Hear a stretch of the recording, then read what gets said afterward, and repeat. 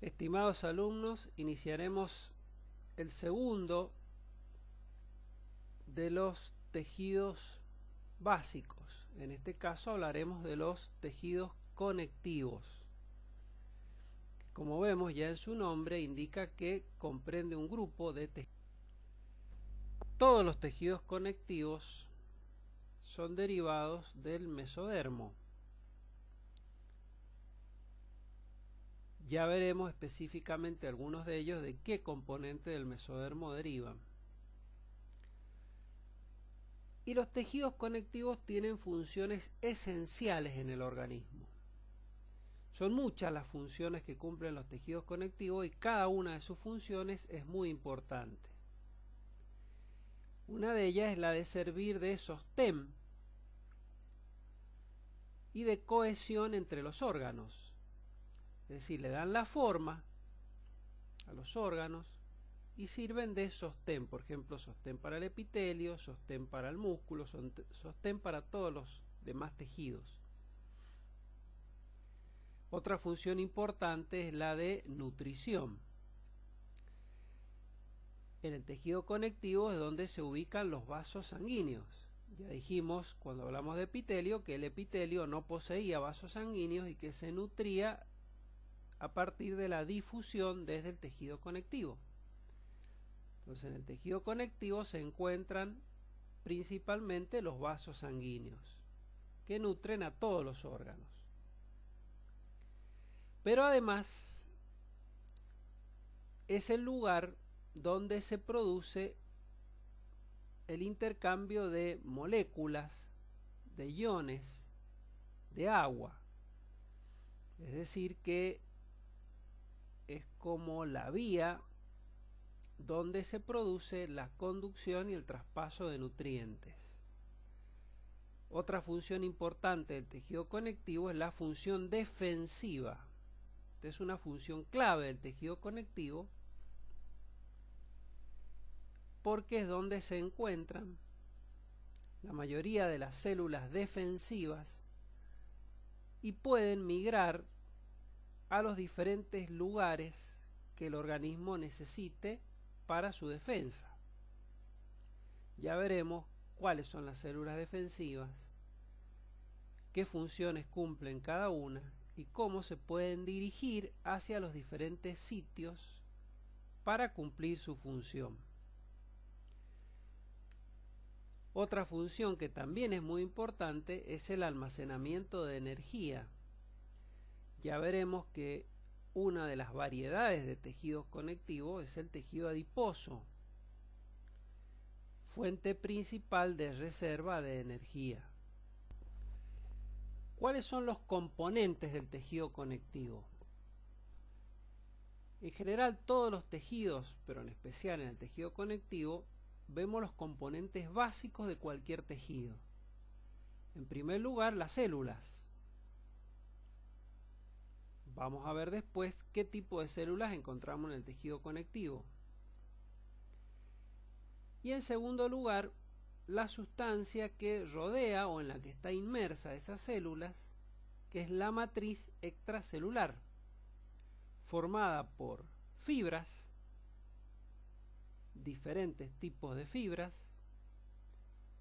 Ya veremos los diferentes tipos de fibras que se encuentran en esa matriz extracelular. Y una sustancia que se denomina sustancia amorfa. Esos componentes son los componentes básicos del tejido conectivo.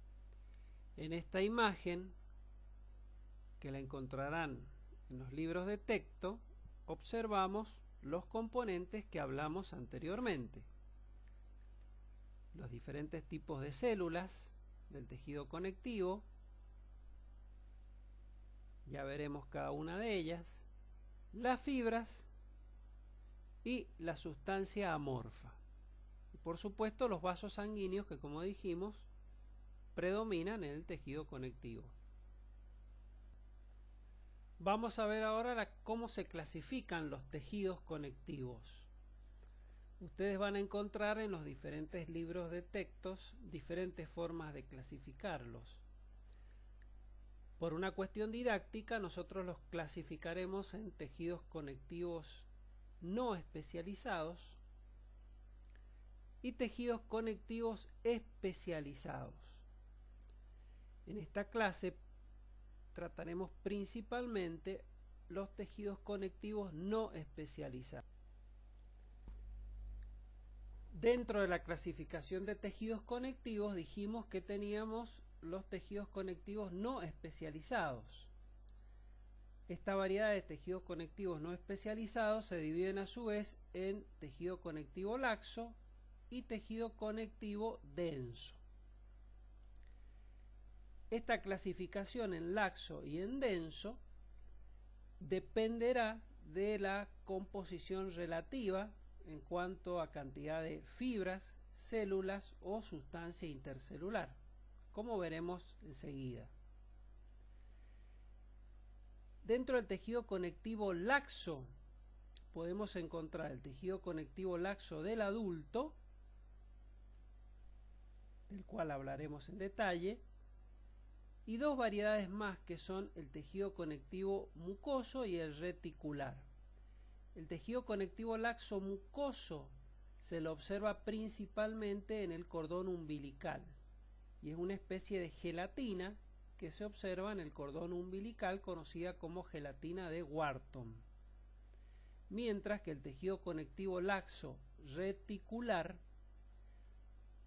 está formado por una variedad de fibras de colágeno conocidas como fibras reticulares, que son fibras muy finas, y se lo encuentra en órganos como los órganos hematopoyéticos, en los ganglios linfáticos y en la pulpa de los tejidos dentarios, especialmente de los dientes recién erupcionados. Mientras que el tejido conectivo denso se subdivide a su vez en regular o irregular, y eso será debido a la disposición de las fibras de colágeno, como veremos. El otro gran grupo de tejidos conectivos son los especializados. Dentro de los tejidos conectivos especializados, que los vamos a ver cada uno en diferentes clases, hablaremos del tejido adiposo, del cartílago, del hueso, de la sangre y el tejido hematopoyético y del tejido linfático. Como vemos, son todas variedades de tejidos.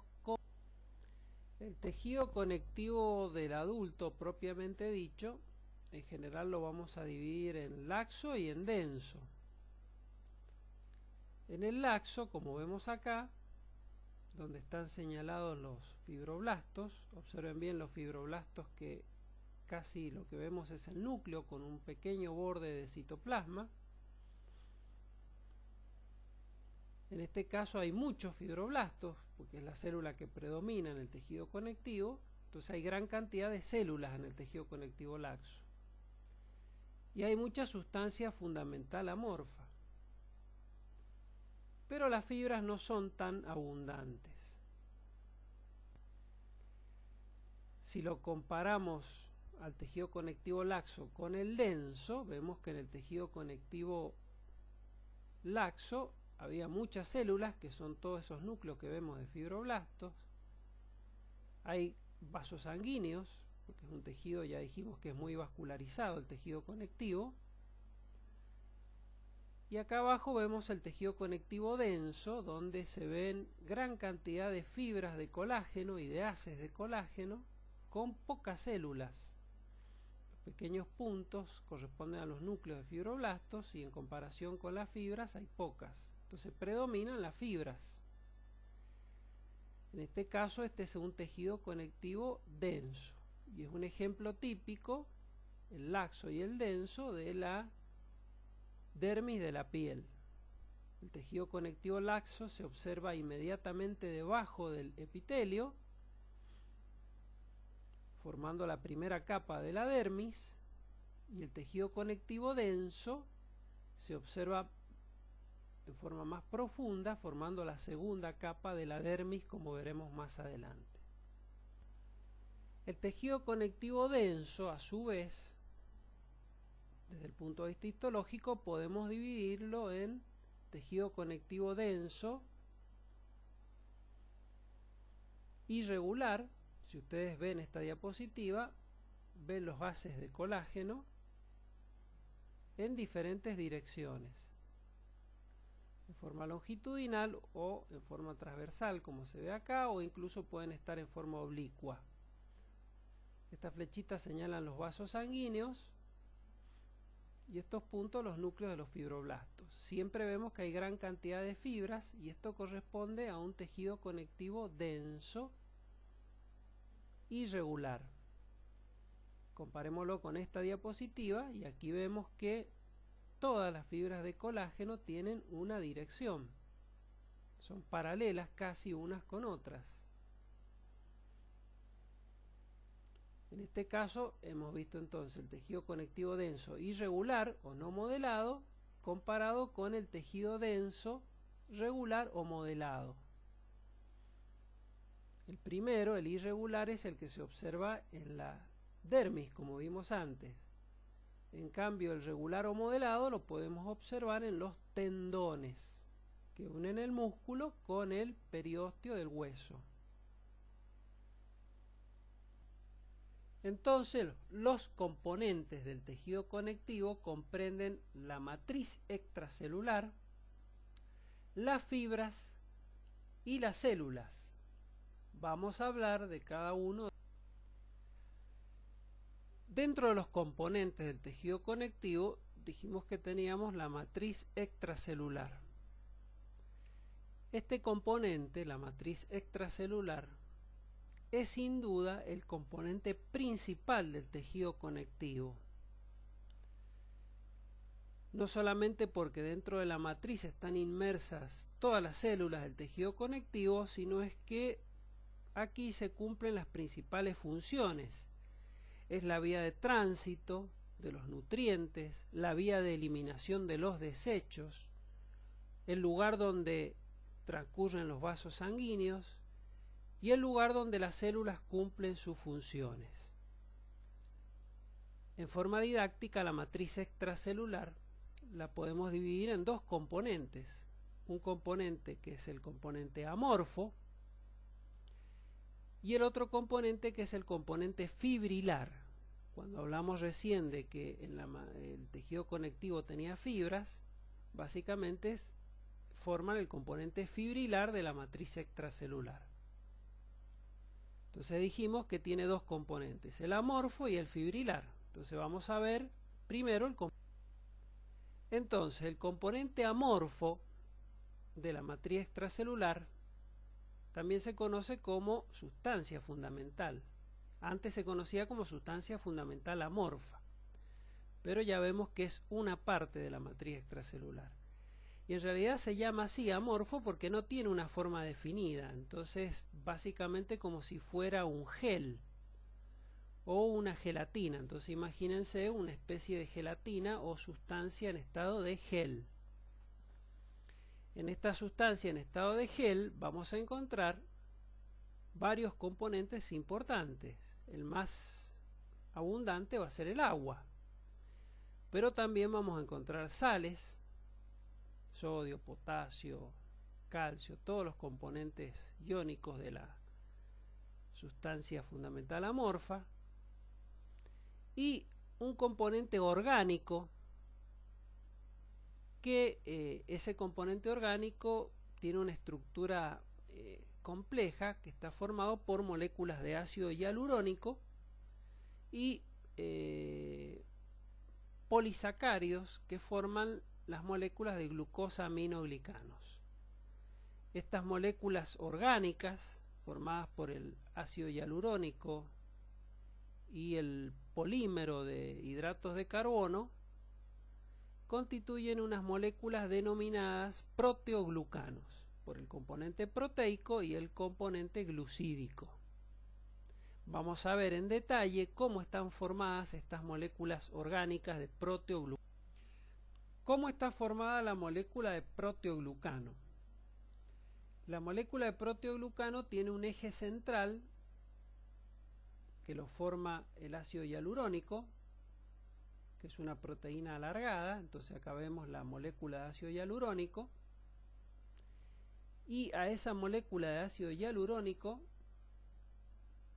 se le fijan a lo largo de todo su eje las moléculas de glucosaminoglicanos.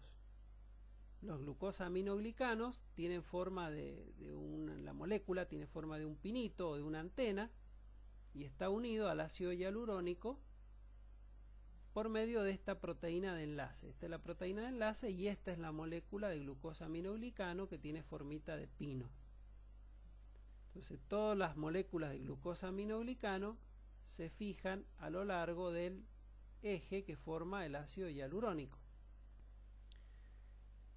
Las moléculas de glucosaminoglicanos son moléculas sulfatadas.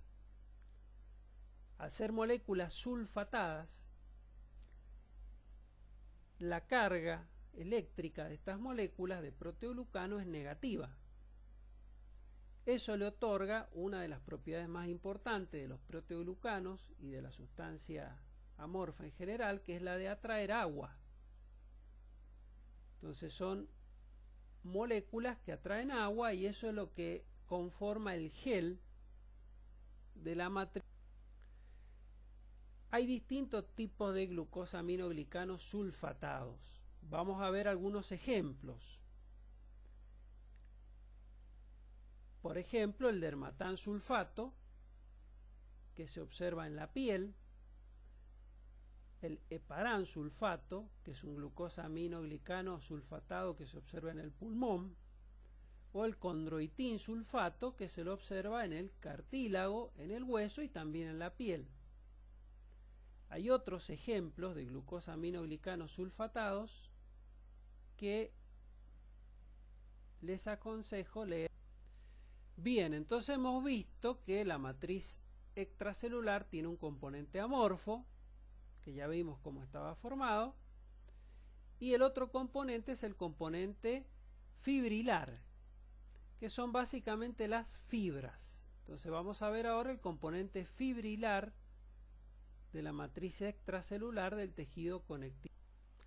Las fibras del tejido conectivo pueden ser de tres tipos: colágenas, reticulares y fibras elásticas.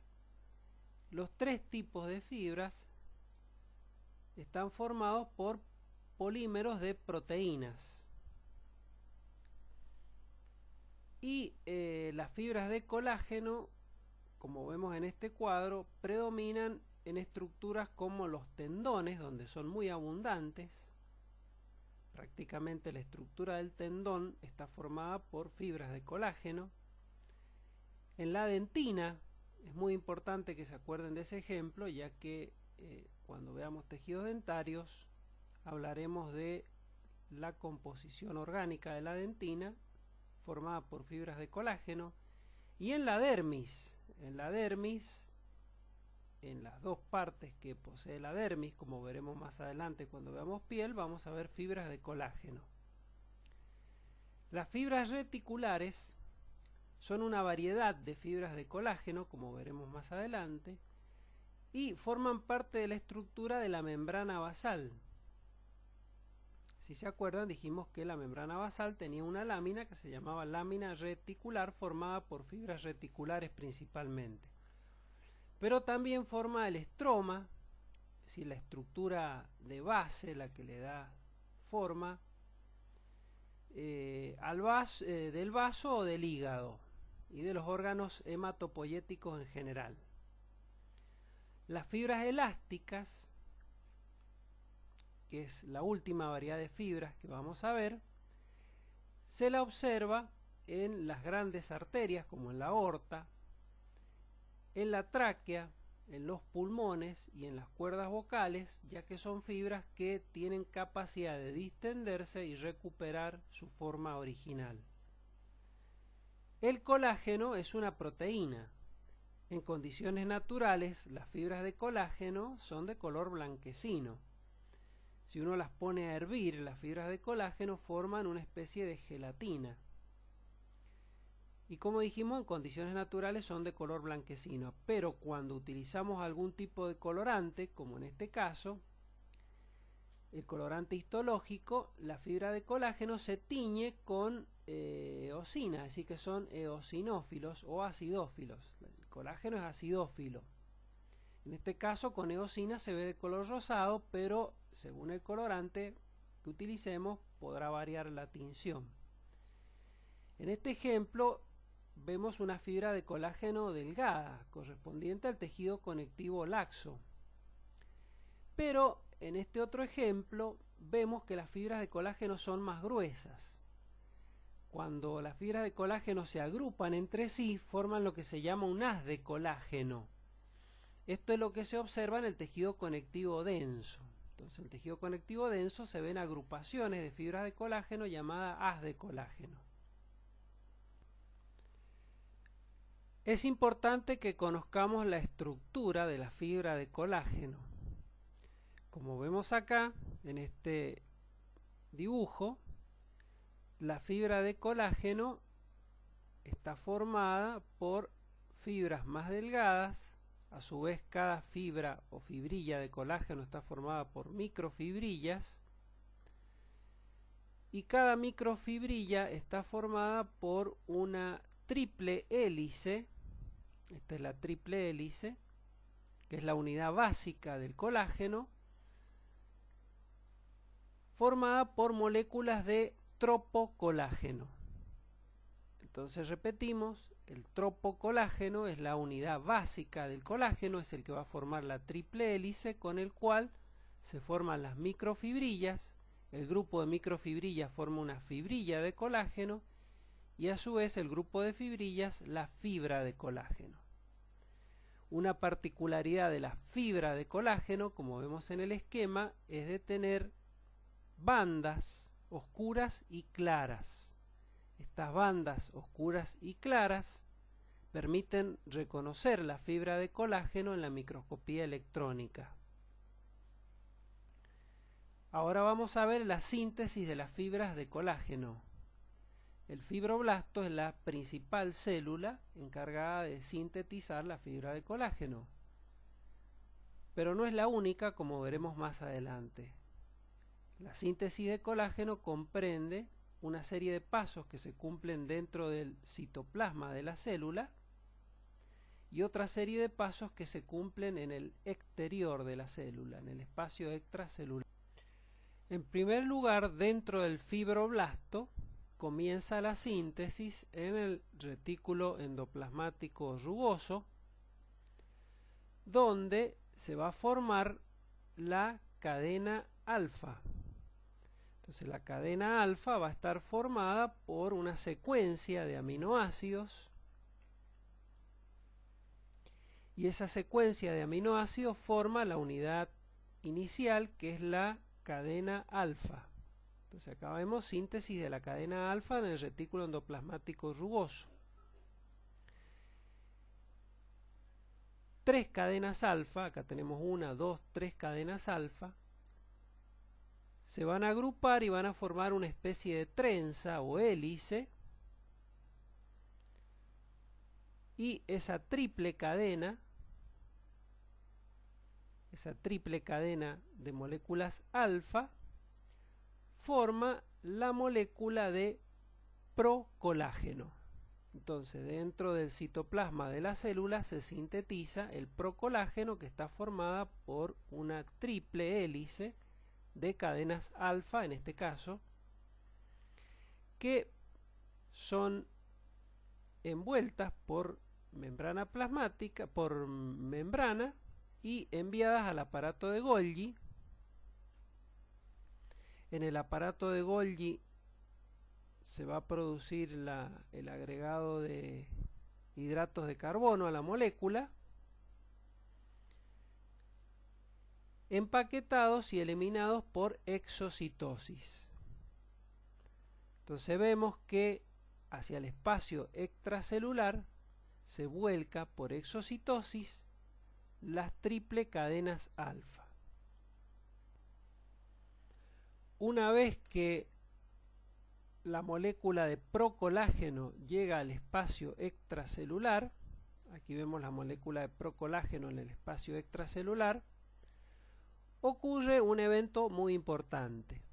Cada molécula de procolágeno dijimos que estaba formada por 3 cadenas alfa. Aquí vemos las 3 cadenas alfa. En el extremo terminal de cada cadena alfa se encuentran los aminoácidos terminales. Entonces acá tenemos aminoácidos terminales y acá tenemos aminoácidos terminales. Esto es importante porque estos aminoácidos terminales evitan que las moléculas de procolágeno se unan entre sí dentro del citoplasma. Si esto ocurriera, podría destruir la célula. Como esto no ocurre, la molécula de procolágeno sale al espacio extracelular con sus péptidos terminales. En el espacio extracelular, por acción de una enzima, generalmente una peptidasa, se cortan los extremos terminales. Acá vemos un corte de un extremo terminal y acá vemos el corte del otro extremo terminal. Y de esa manera la molécula de procolágeno se transforma en molécula de tropocolágeno. Entonces hemos llegado al espacio extracelular con la formación de la molécula de tropocolágeno, que perdió los extremos terminales por acción de las enzimas, las peptidasas. Estas moléculas de tropocolágeno ahora se pueden ensamblar, se van a pegar unas con otras y van a formar la molécula de colágeno. Entonces el ensamblaje de la molécula de colágeno se produce cuando se unen las moléculas de tropocolágeno. De esa manera se forma la primer fibrilla de colágeno y a su vez las fibrillas van a formar la fibra de colágeno final. Entonces, haciendo un repaso de la síntesis de colágeno, vemos que lo primero es la formación de la cadena alfa en el retículo endoplasmático rugoso. Para que se forme la cadena alfa se necesitan que se acoplen los diferentes aminoácidos en los ribosomas. ¿Cuáles son los aminoácidos que se necesita para formar la cadena alfa? Fundamentalmente son dos, la glicina y la prolina. Con estos dos aminoácidos y con sus variantes hidroxiladas, es decir, la hidroxiprolina y la hidroxilicina, se forma una cadena alfa. Dijimos después que 3 cadenas alfa, acá las vemos de diferentes colores, 3 cadenas alfa formaban la molécula de procolágeno. Esto ocurría a nivel intracelular. Entonces, a nivel del espacio intracelular, se producía el ensamblaje de la cadena alfa, la formación de la triple hélice con sus péptidos terminales. Péptido terminal acá y péptido terminal acá. Esta molécula, después que pasaba por el aparato de Golgi, era eliminada por exocitosis al espacio extracelular. Y en el espacio extracelular, por acción de una enzima, se eliminaban los péptidos terminales, se formaba esta molécula que es el tropocolágeno, y la unión de las moléculas de tropocolágeno formaba la fibrilla de colágeno. Y a su vez, estas fibrillas se transformaban después en la fibra de colágeno. Como dijimos, la fibra de colágeno tiene bandas oscuras y claras. Estas bandas oscuras y claras tienen una distancia precisa, ya que se ubican cada 67 nanómetros. Esta es una distancia constante. ¿Por qué se forman esas bandas oscuras y claras? Y porque corresponde al ensamblaje de las moléculas de tropocolágeno. Entonces la unión de moléculas de tropocolágeno entre sí deja en esos espacios una zona más clara y una zona más oscura que se transforma en esas bandas que se dan cada 67 nanómetros. Hay muchas variedades de fibras de colágenos. Es importante que sepan que hay más de 20 variedades de fibras de colágeno. Acá vemos un cuadro sinóptico. En general, la clasificación de las variedades de fibras de colágeno depende de la composición de la triple hélice. Y como vemos, varía la localización y la función. Las fibras de colágeno tipo 1 son las más abundantes del organismo. Aquí vemos un ejemplo de la dermis, formada por colágeno tipo 1. En este caso, este colágeno está teñido con un colorante de color azul. Ya dijimos que las fibras de colágeno son eosinófilas, en este caso corresponde un colorante azul denominado tricrómico.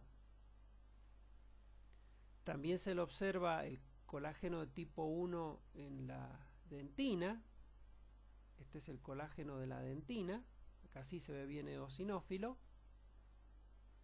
En los tendones y en el hueso. Este es el colágeno del hueso. Esos son los ejemplos más importantes de las fibras de colágeno tipo 1 que dijimos que son las más abundantes. Las fibras de colágeno de tipo 2 se las observa fundamentalmente en el cartílago hialino. Entonces acá se va a observar en la matriz del cartílago hialino las fibras de colágeno de tipo 2.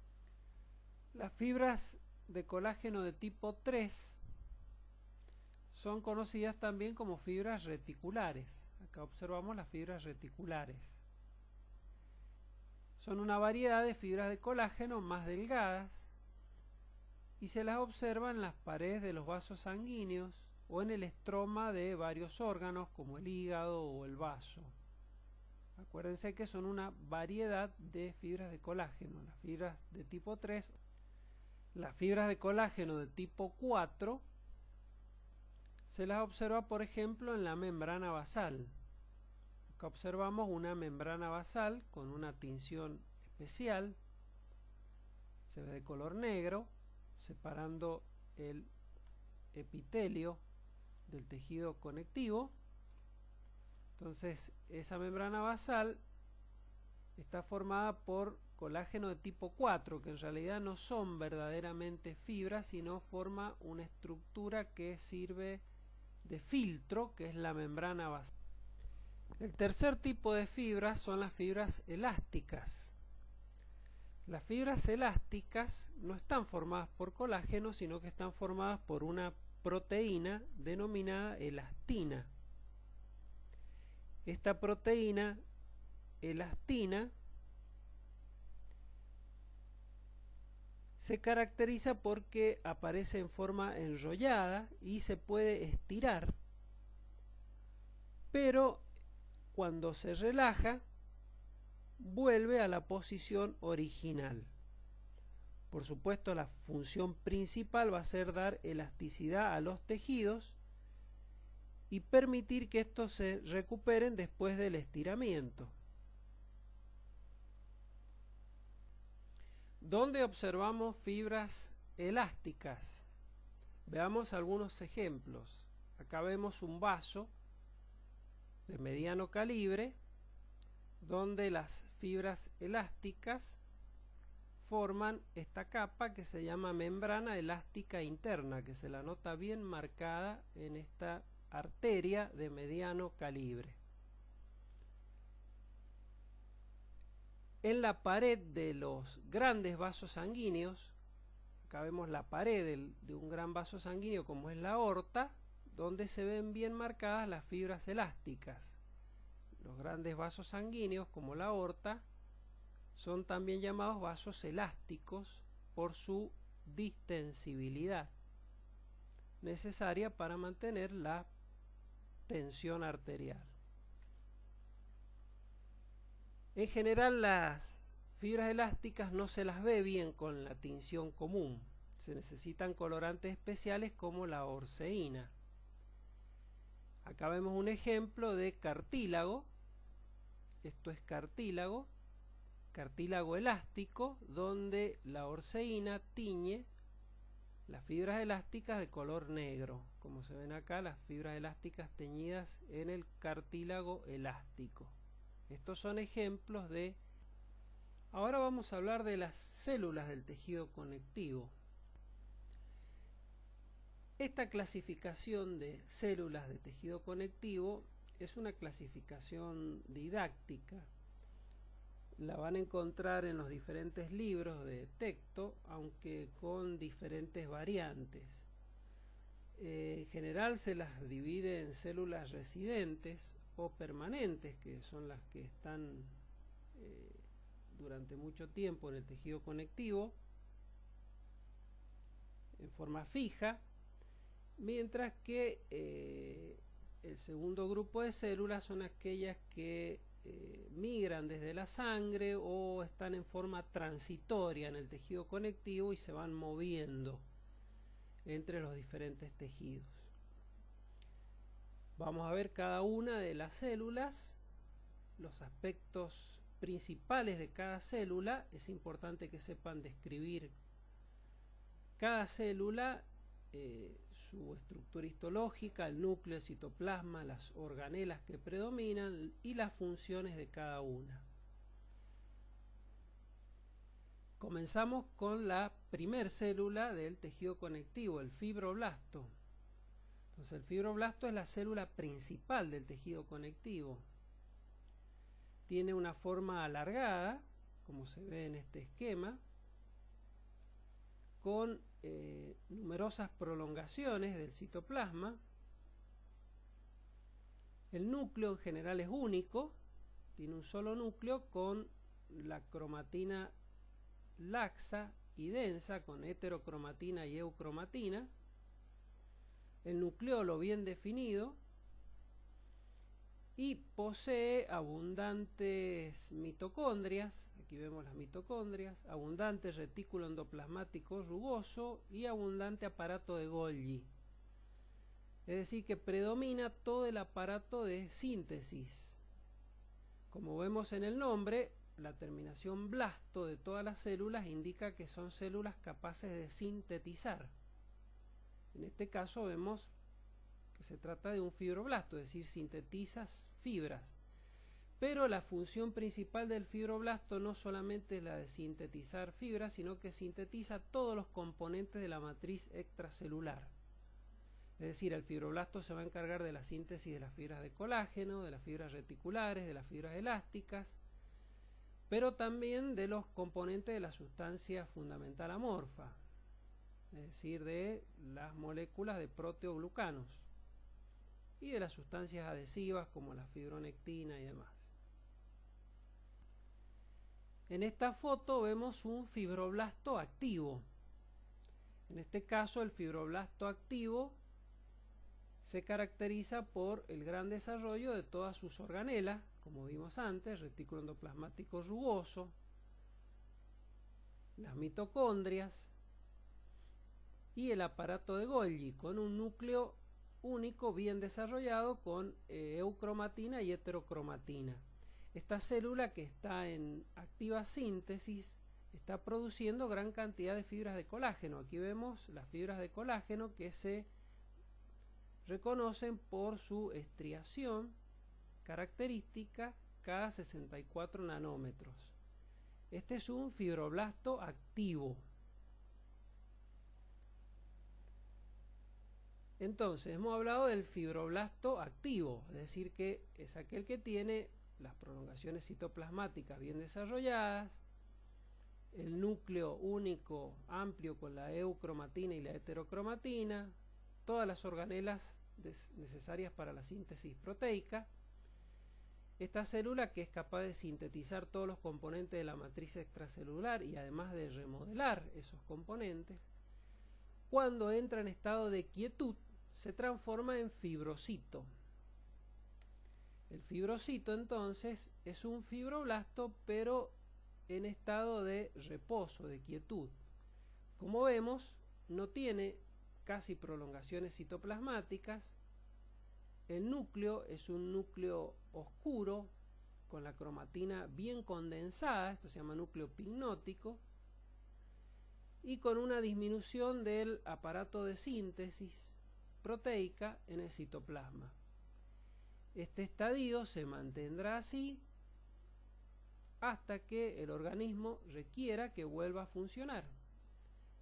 Entonces el fibrocito se volverá a transformar en fibroblasto activo. Mientras tanto se mantiene como fibrocito inactivo. Otra célula muy importante en el tejido conectivo es el mastocito. El mastocito, también conocido como célula cebada, es una célula de aspecto redondeado, aunque también puede ser alargada, depende de los tejidos donde se ubique. Y lo característico es que tiene un solo núcleo y en el citoplasma gran cantidad de gránulos. Esa es la característica principal, los gránulos citoplasmáticos, que acá los vemos en esta fotografía al microscopio electrónico, pero también se ven en el microscopio óptico utilizando técnicas diferentes a las habituales, en este caso con un colorante que se llama toluidina. El mastocito mide aproximadamente unas 20 a 30 micras de diámetro y es una célula que proviene de la médula ósea y que por la sangre llega al tejido conectivo y ya permanece en el tejido conectivo. Los mastocitos son células defensivas y se ponen en actividad cuando al organismo ingresa un alérgeno, como por ejemplo la picadura de un insecto.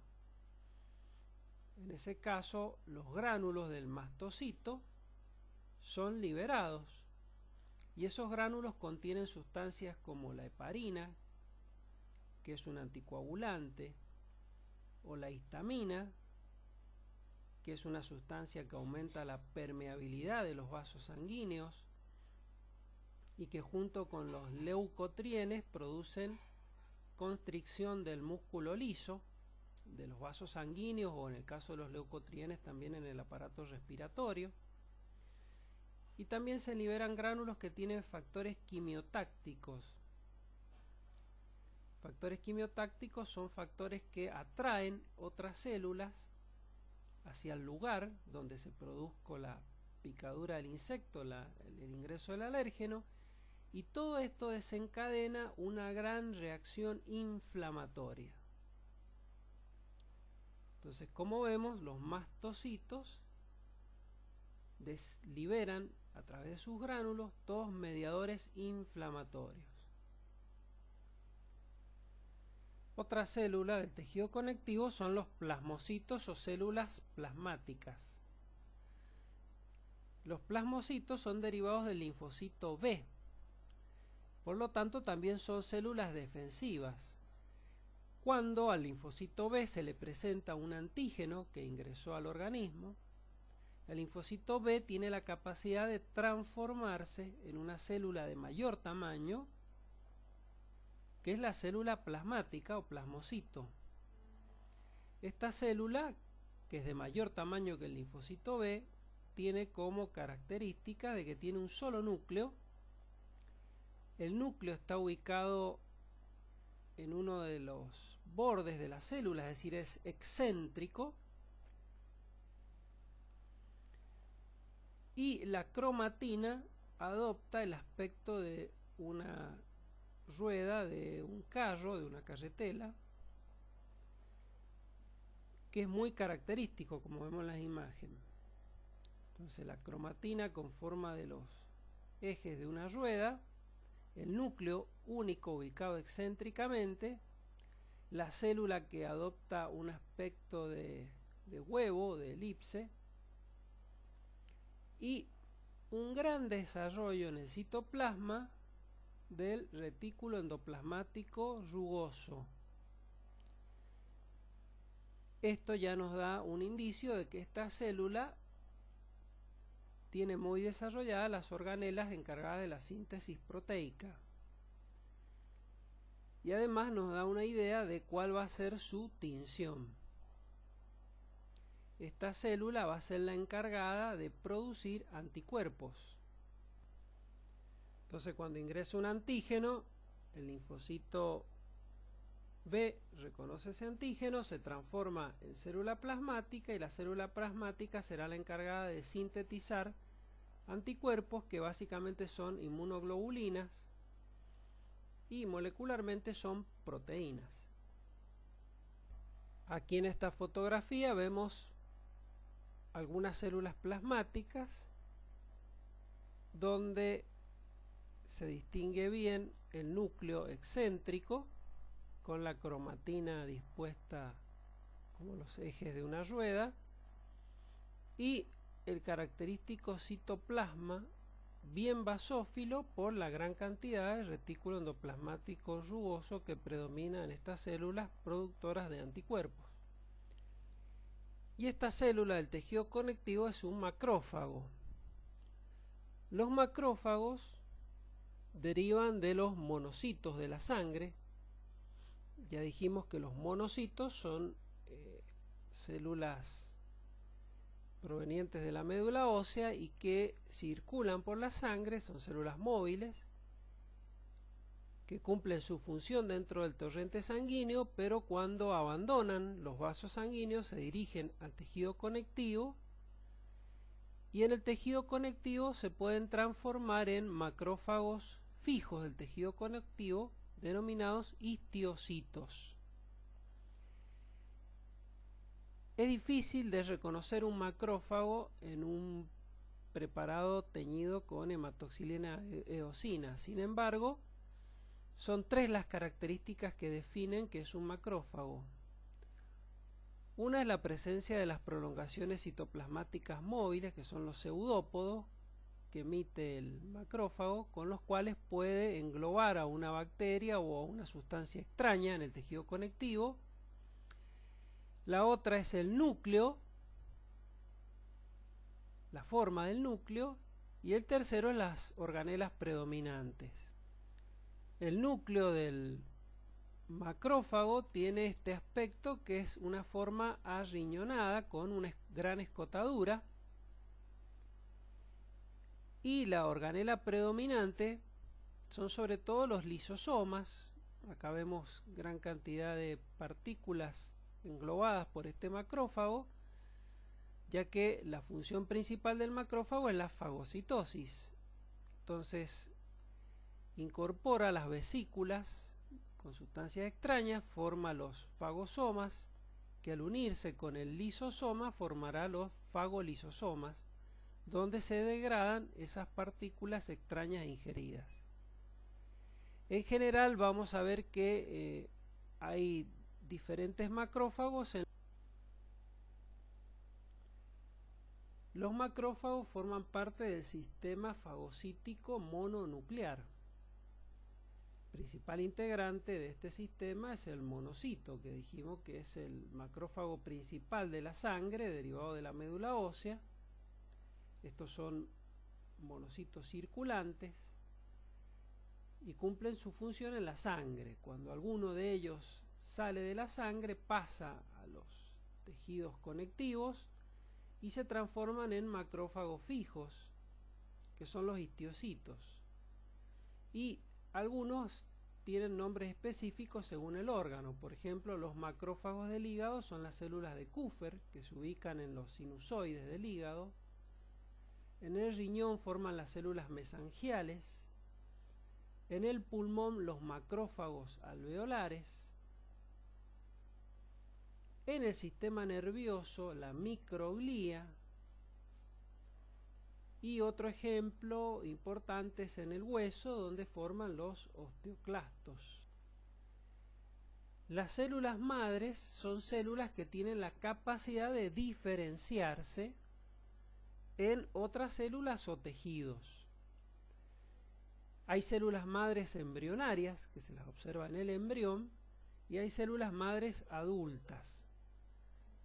Las células madres adultas no tienen la capacidad completa como tiene una célula madre embrionaria y solamente se puede diferenciar en algún tipo celular específico.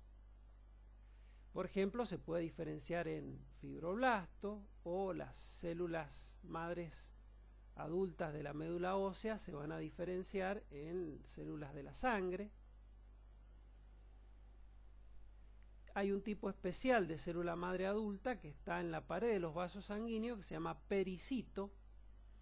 Esta célula, cuando un vaso sanguíneo es lesionado, el pericito puede dar origen a un nuevo vaso sanguíneo que ayude a reparar al tejido lesionado. Ahora vamos a hablar del adipocito. El adipocito es una de las células del tejido conectivo que cuando se agrupan forman el tejido adiposo, que es una variedad de tejido conectivo especializado. Y hay dos tipos de adipocito. El primero es conocido como adipocito unilocular, que forma parte de la grasa blanca y se caracteriza por presentar una gran vacuola lipídica en el citoplasma que ocupa casi todo el citoplasma, desplazando el núcleo hacia un costado y dejando solamente un pequeño borde de citoplasma alrededor de esa vacuola lipídica, que es una inclusión. El otro tipo de adipocito es el adipocito multilocular, que forma la grasa parda, que se caracteriza porque el núcleo, en primer lugar, es un núcleo redondo que es ligeramente excéntrico. Esa es una primera diferencia. La segunda es que tiene múltiples gotas lipídicas, por eso se llama multilocular. Y la tercera diferencia importante es que hay gran cantidad de mitocondrias en el citoplasma, que se ven más oscuras.